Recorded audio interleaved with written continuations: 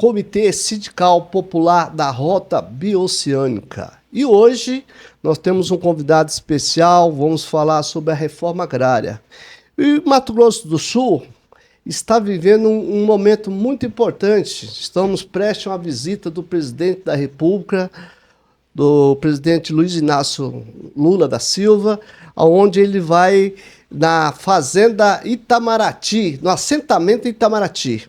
E a expectativa é muito grande devido às atividades da superintendência do INCRA aqui no Mato Grosso do Sul. E o nosso convidado especial é o superintendente regional do INCRA Mato Grosso do Sul, Paulo Roberto da Silva.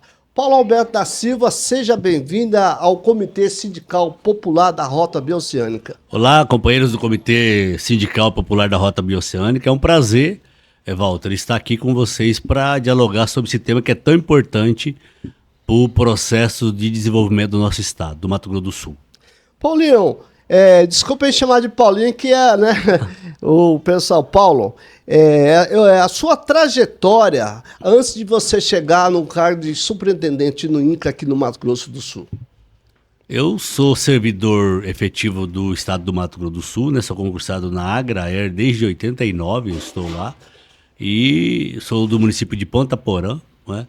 Fui um dos assessores da Secretaria de Desenvolvimento Agrário do governo Zeca, fui coordenador regional da Agraer na época da terra lá em Ponta Porã, fui superintendente federal da pesca no governo da presidenta Dilma, fui secretário municipal de administração em Ponta Porã, fui também vereador em Ponta Porã e agora eu sou superintendente federal do INCRA aqui no Mato Grosso do Sul, né? Sou administrador na minha formação, especialista em desenvolvimento regional, né? Tenho mestrado, e atuo nessa área da agricultura familiar desde a década de 80, né? Acompanhei todo o processo de luta e de construção do processo do Programa Nacional de Reforma Agrária aqui no Mato Grosso do Sul. Paulinho, eu estou vendo aqui uma experiência que você tem sobre a coordenação da implantação dos assentamentos. Cita alguns aqui que você possa dar um exemplo. Docelina, Folador, Boa Vista, Itamaraty, Santa Catarina e Vila Nilda, Vera Nilda, né? Dentro dessa sua experiência, você tem uma obra literária, que recentemente você está lançando essa obra. Queria que você comentasse sobre esse conteúdo desse livro que está sendo lançado. Então, a minha experiência vem desde por conta da minha formação e por conta do meu concurso público, que é lá na Agraer, e que nós atuamos como extensionista, participamos ativamente na fronteira desse processo. E esses assentamentos que você falou, são assentamentos lá da fronteira, né, do município de Ponta Porã, de Araújo Moreira e de Antônio João. A gente acompanhou praticamente a implantação de todos lá, inclusive ajudando na concepção do plano de desenvolvimento desses assentamentos, né? E sobre a questão do livro, é um livro que relata uma pesquisa, né, que a gente fez, eu e o professor da UEMS, professor Carlos Amberlan, aqui eu cumprimento, né, o coautor junto comigo. É um livro que a gente pretende lançar no dia da visita do presidente Lula, um livro, essa pesquisa nós fizemos no assentamento Itamaraty, né, Caminhos da Agricultura Familiar, o processo de fixação do agricultor no campo e a qualidade de vida desse agricultor. Basicamente, a pesquisa fala um pouco sobre isso, né? Esse livro, eu estava dando uma olhadinha, ele tem sobre os impactos sociais, né? Isso, impacto social para a família e para o município e o estado, né? Então, mais ou menos um livro uma pesquisa que a gente fez, porque assim, o processo de reforma agrária, Walter, ele por outros segmentos sociais e econômicos, sobretudo aqui no nosso estado, por horas é questionado, né?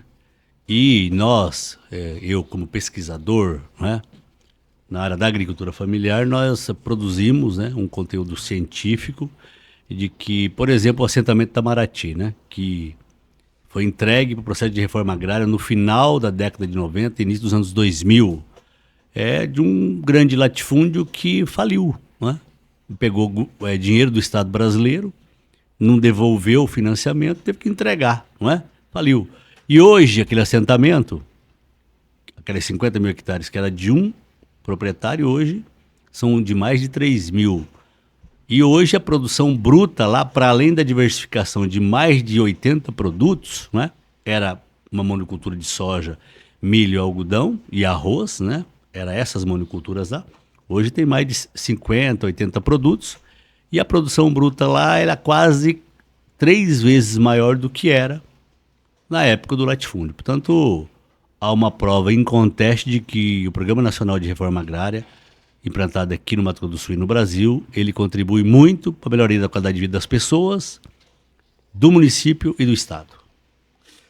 Paulo, você falou da Fazenda Itamaraty, ele é um modelo aqui no Mato Grosso do Sul?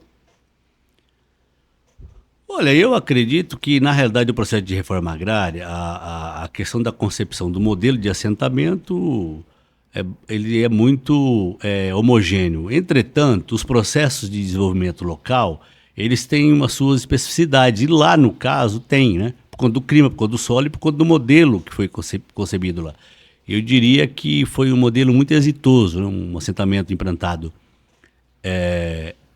no primeiro governo do governador Zeca e praticamente também no primeiro do Lula, final do Fernando Henrique e início do governo Lula, o primeiro mandato do governo Lula. É um assentamento que teve um forte investimento e uma forte participação do Estado, né? Não o Estado brasileiro, mas também o Estado do Mato Grosso do Sul, no início desse assentamento. O assentamento, para ele dar certo, é preciso que no seu início, na hora que as famílias chegam lá, a política precisa chegar junto. E neste caso chegou, né? Por isso que o assentamento Itamaraty é um assentamento muito exitoso, é um exemplo no Brasil e no mundo, né? É isso. E qual que é a importância histórica, econômica e social desse assentamento Itamaraty aqui no Mato Grosso do Sul? Você falou da produtividade. A produção bruta lá é praticamente 3 vezes maior do que era. Mas eu queria te dizer o seguinte, Ponta Porã, do final da década de 90 até agora, teve 2 grandes episódios, 2 grandes acontecimentos econômicos lá que modificaram a questão lá. Ponta Porã, que tinha 62 mil habitantes, hoje tem 100 mil, não é? Foi exatamente esses 2 episódios. O primeiro deles aconteceu no lado brasileiro, que é a presença dos assentamentos, né? Não tinha nada, passou a ter quase 3.500 famílias assentadas. E do lado paraguaio, a questão dos cursos de medicina, né? É uma cidade universitária que forma médica, tem mais de 10 mil acadêmicos de medicina. Esses 2 episódios modificaram a matriz econômica e social da cidade. Isso contribuiu muito para o desenvolvimento e é um marco para a cidade e para o Mato Grosso do Sul. Desse modelo que está dando certo na região sul, qual que é o quadro atual no estado do Mato Grosso do Sul? Você fala em relação à reforma agrária? Reforma agrária. Walter, nós assumimos o INCRA em 2023 num quadro lamentável. Mato Grosso do Sul não implantava um assentamento desde 2012, não é? Nós retomamos o primeiro assentamento o ano passado. Espero que o presidente Lula homologue a lista de beneficiários do primeiro assentamento criado depois de 13 anos, sem nenhum, né, no nosso governo, agora na minha gestão. Um assentamento no município de Cacilândia com 80 famílias e nós pretendemos homologar a lista de beneficiários lá com o presidente Lula em Ponta Porã. Dito isso, eu quero dizer que a gente deve fechar esse ano com a inclusão entre 2.000 e 3.000 famílias no Programa Nacional de Reforma Agrária, com alguns assentamentos criados no estado, mas também, né, um plano de expansão dos atuais assentamentos, de utilização daqueles territórios, daquelas parcelas que estavam ociosas em assentamentos já criados, né? Então, nós vamos melhorar a ocupação territorial em alguns assentamentos do estado e isso vai permitir inserir entre 2.000 e 3.000 famílias nos assentamentos já existentes. Então, não sei se você entendeu, para além de obter a terra e fazer novos assentamentos, nós estamos entrando com a ocupação mais racional do território. Então, aquela terra que estava lá ociosa, não é? Que não é reserva legal, que não é lote atual e que não é estrada, destinar a famílias para que elas também possam produzir. Para além de ter uma oportunidade para uma família, haverá o incremento na produção de alimentos. Há uma quantidade de cadastro, você tem uma noção de espera de cadastro hoje no INCRA? Quando eu assumi o INCRA, né, dia 17 de abril de 23, nós tínhamos cerca de 2.300 famílias cadastradas na base de dados do INCRA esperando terra, né? Nós finalizamos uma etapa de cadastro agora no mês de maio e a gente atinge praticamente 20 mil famílias hoje, né, cadastradas e que esperam por terra no Mato Grosso do Sul. Esse é o tamanho do desafio que o INCRA, que o Ministério do Desenvolvimento Agrário tem aqui no nosso território. É o segundo estado com mais acampados no Brasil, só perde para o estado do Pará.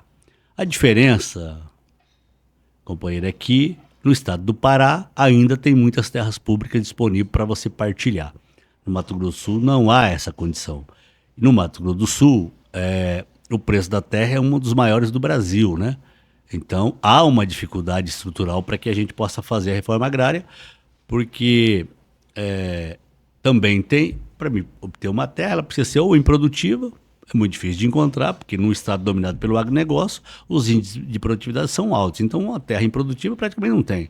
Portanto, a reforma agrária que nós estamos praticando é aquela reforma agrária em que o INCRA obtém pelo valor de mercado uma fazenda, um imóvel de um proprietário rural e a gente faz o processo de parcelamento deste imóvel. Paulinho, qual que é a diferença da reforma agrária com as terras dos povos originários? Você está falando dos indígenas? Dos indígenas. Olha, a questão dos povos originários tem um dispositivo na Constituição, né? É de que os territórios identificados, né? Eles, em tese, eram dos indígenas, dos povos originários, portanto tem que ser devolvido, né?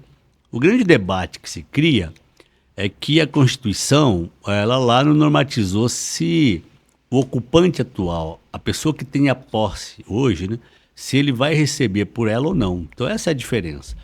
E a Constituição me parece que proíbe, que não pode, né? Na Constituição não tem esse dispositivo. A da reforma agrária não, você vai lá, compra a terra e faz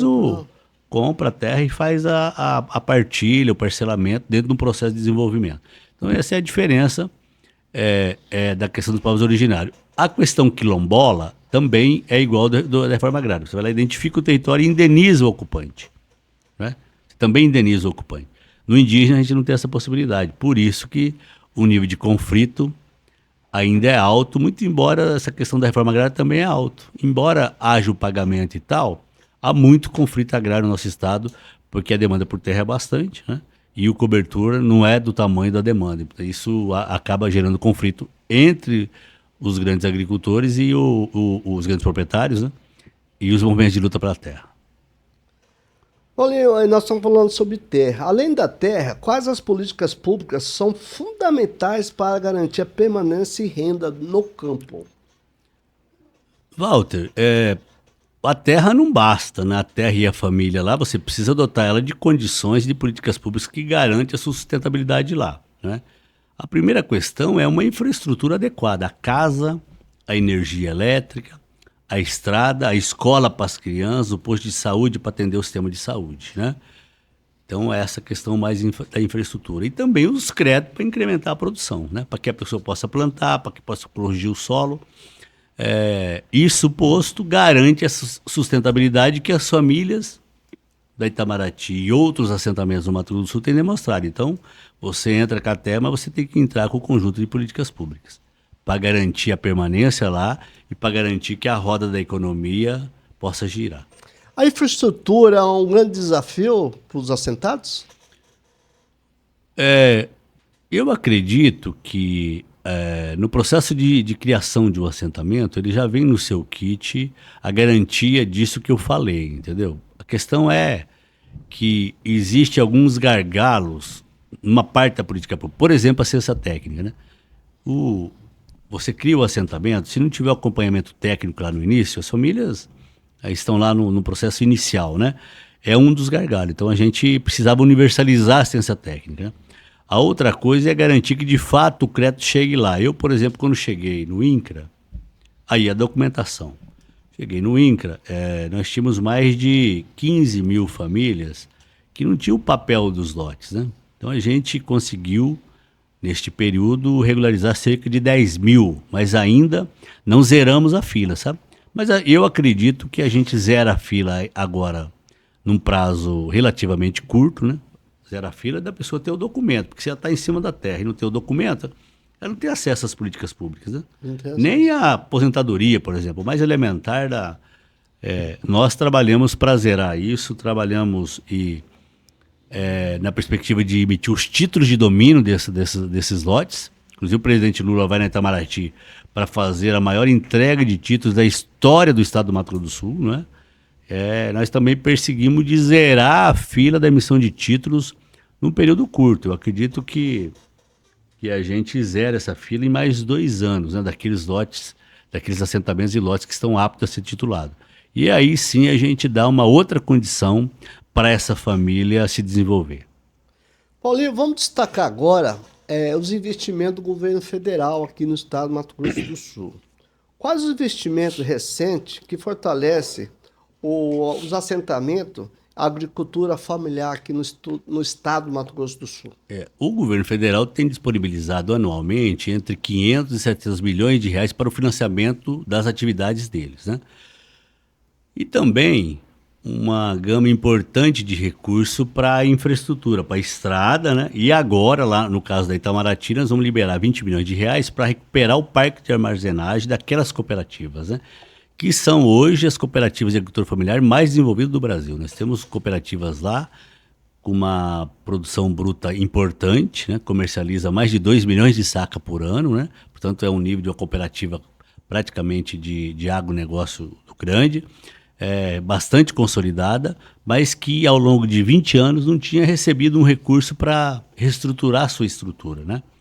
Nós trabalhamos um projeto e o presidente Lula deve anunciar lá na quinta-feira a liberação desses recursos para que a gente possa recuperar aquele parque industrial e também tem um projeto, né, que deve entrar o recurso também ainda esse ano, que é a implantação do frigorífico de frango lá, que vai abater no seu auge 200 mil cabeças de frango dia, né?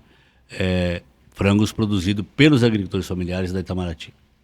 Olha, a agricultura familiar, depois do assentado, o INCRA ele tem um projeto para que a fomentação econômica desses produtos seja vendido para o município, para o estado, para o comércio local? Tem uma política pública do governo federal, né? Duas de comercialização. Uma que é o programa de aquisição de alimentos, né? E outra que é a merenda escolar. Então, existem esses 2 canais em que a comercialização dos agricultores eles fazem nestes programas, mas ele tem que ter o documento em dia, né?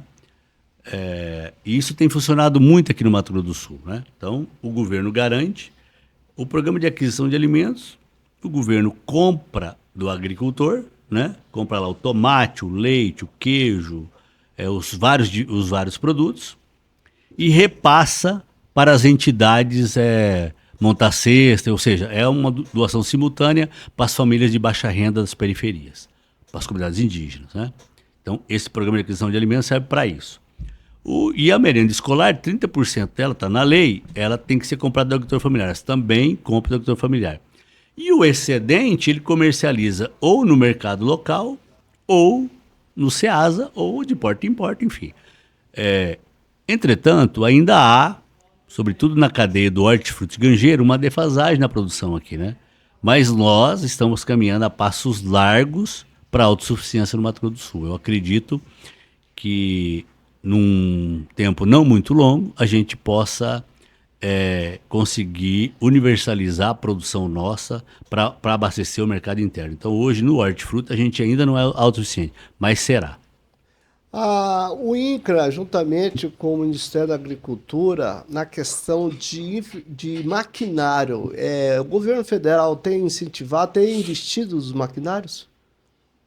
A questão dos maquinários, tem muita emenda federal que destina ao máquina, então não chega a ser um gargalo, né? Tem muita emenda federal destinada para o Estado, né? O pessoal licita e destina para as comunidades. Então, eu acho que essa questão do maquinário é uma questão bastante atendida.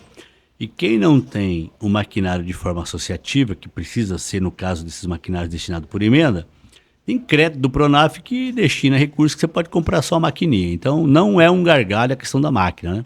O gargalo é, como eu te falei no início, a questão da ciência técnica. Porque não adianta o cara ter a máquina e não ter a orientação do que ele vai fazer com a máquina. Por exemplo, citei aqui um exemplo meio que berrante, mas para você entender do que eu estou falando. Então, essa coisa da assistência técnica precisa ser a Universidade do Mato Grosso do Sul para que a gente alcance o nível de autossuficiência que eu te falei antes. Paulinho, nós estamos aqui no Comitê Sindical Popular da Rota Certo. Bioceânica e a expectativa é que esse corredor bioceânico, né, traz um desenvolvimento econômico para o estado do Mato Grosso do Sul e interliga o Brasil à Ásia, né, através da produtividade, escoação dos nossos produtos.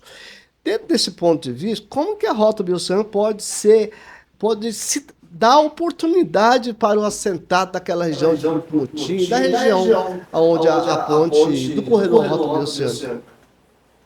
Eu acredito que a presença da rota bioceânica aqui no nosso território, ele vai ser um marco de oportunidades, mas também precisamos cuidar para não ser um marco de exclusões, sobretudo das comunidades tradicionais, dos pequenos agricultores. É preciso que nas suas medidas de mitigação, este público, esse segmento social seja contemplado, né?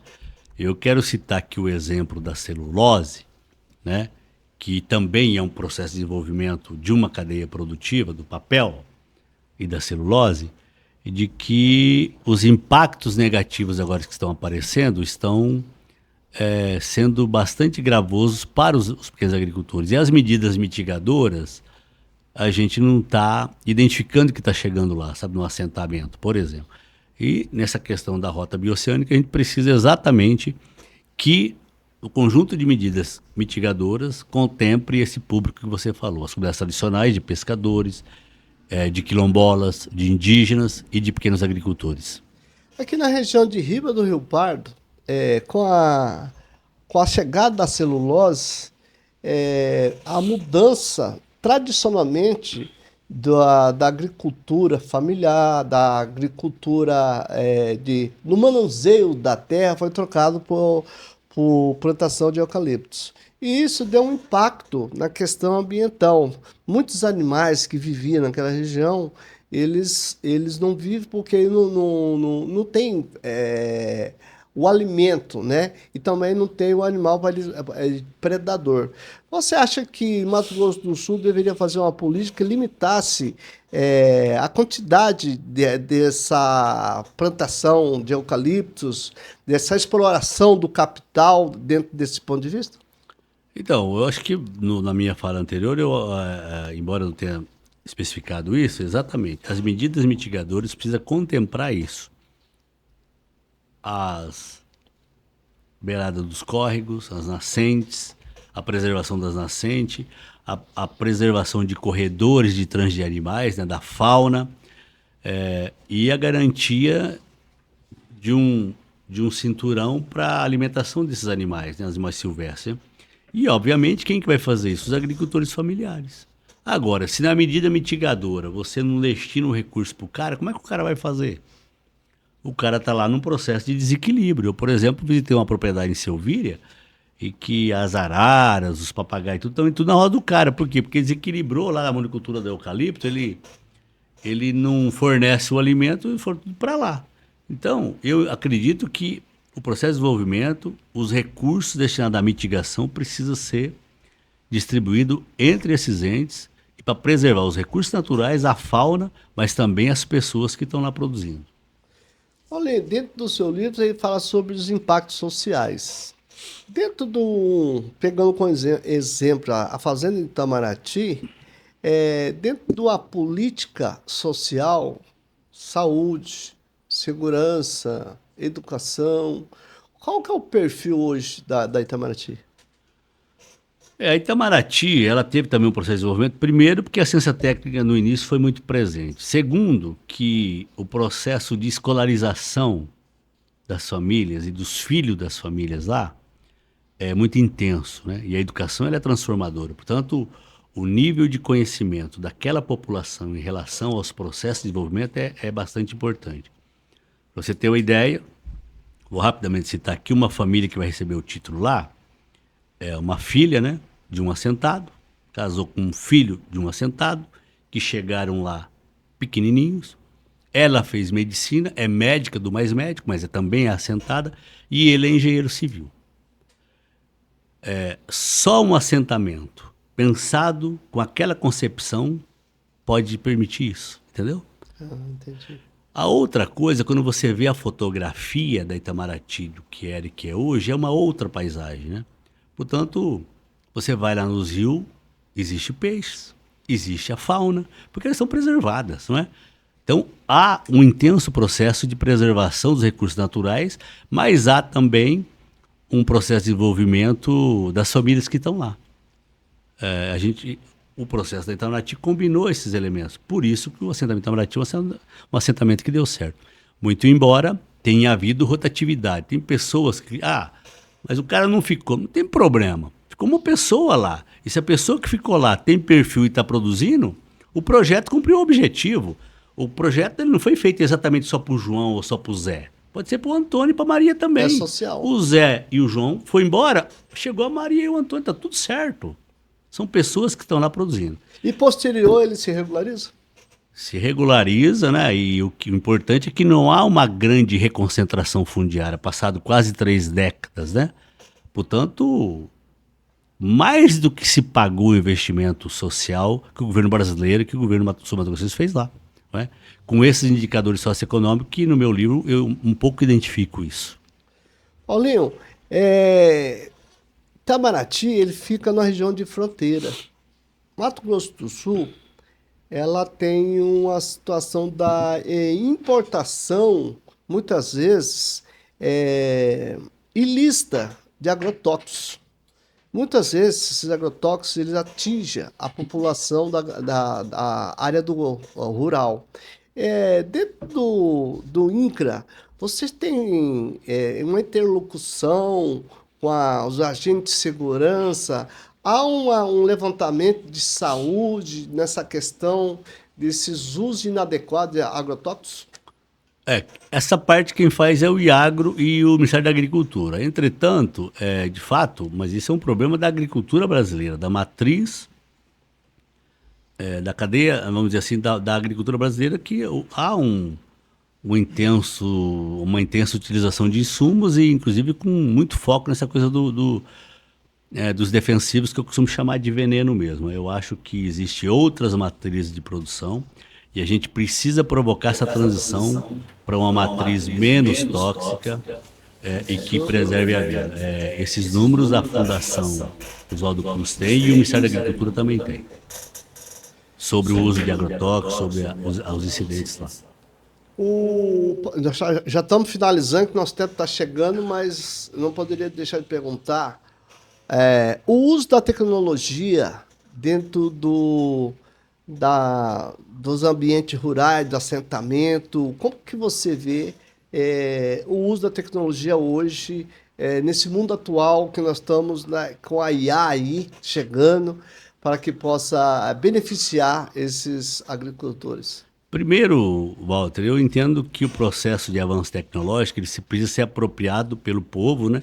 E ele só faz sentido se ele for para melhorar a vida das pessoas, né? Eu preciso dizer isso. Nesse sentido, obviamente que ele vai contribuir para o seu desenvolvimento, né?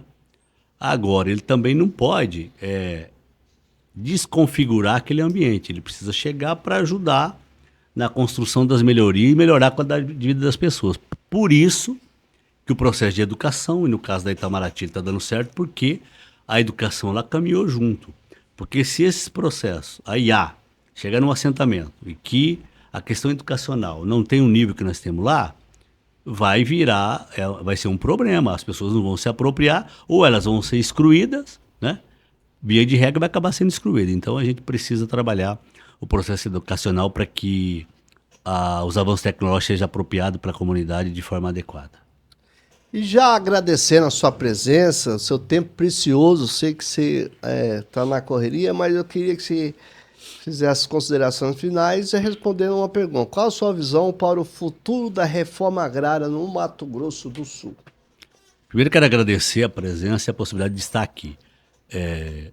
Eu acho que nós, e a gente está com esse debate instalado, na verdade a gente assumiu meio que apagando fogo, a demanda é muito grande, mas nós estamos propondo lá no INCRA, né, um debate sobre o momento seguinte da reforma agrária no Estado, né, uma concepção nova do modelo de desenvolvimento e do modelo de assentamento e do modelo de desenvolvimento, na perspectiva exatamente de produzir um alimento mais descontaminado do ponto de vista dos agrotóxicos, né? E que também a gente possa se apropriar do avanço tecnológico que você falou, não é? E que os mercados locais, a produção local abasteça o mercado local. Isso barateia demais o custo do alimento, isso tem uma vantagem competitiva para o assentado que está ali do lado da cidade e para a população que vai consumir esse alimento. Então, no modelo de reforma agrária que eu advogo, é aquela reforma agrária feita no entorno das cidades, não é?